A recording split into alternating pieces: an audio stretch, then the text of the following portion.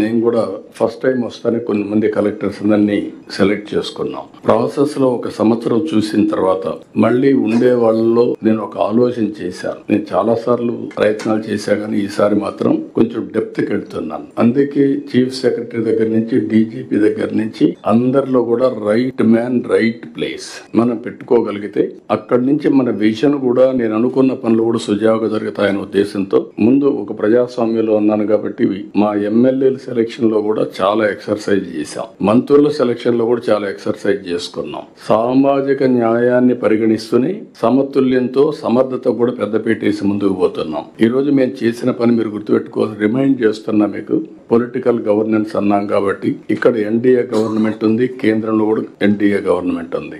Double engine సర్కార్, double digit growth. Highest growth rate 10.5% first quarter లో వచ్చాం. కానీ మన ఎయిమ్ అయితే ఇంకా ఎక్కువ ఉంది, హై ఉంది. లాస్ట్ ఇయర్ 12% గ్రో అయ్యాం. 2047 వరకు 15% గ్రో కావాలని మన ఆలోచన. 7.5% కి 15% డిఫరెన్స్ మీరు చూస్తే 4.5 times CAGR.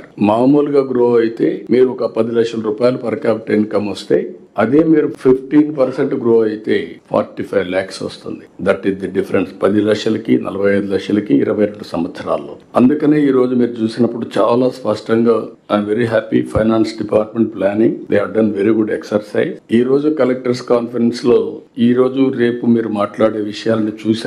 అన్ని నేనే ప్రిపేర్ చేయమన్నాను, ప్రిపేర్ చేశారు. మొన్న సాయంత్రం మేము ప్రిలిమినరీ ఎక్సర్సైజ్ కూడా మినిస్టర్స్, ఇంపార్టెంట్ సెక్రటరీస్ కూర్చొని తయారు చేశాం. ఎవ్రీ మినిట్ మీనింగ్ఫుల్ గా ఉండాలి. కలెక్టర్స్ కి స్పేస్ ఉండాలి, మీరు అడగడానికి, అవగాహన చేసుకోవడానికి. అదే మరి విజన్ కూడా ప్రాపర్ గా మీకు కమ్యూనికేట్ చేయాలని ఎక్సర్సైజ్ కూడా చేసి కలెక్టర్స్ కాన్ఫరెన్స్ కి వచ్చాం.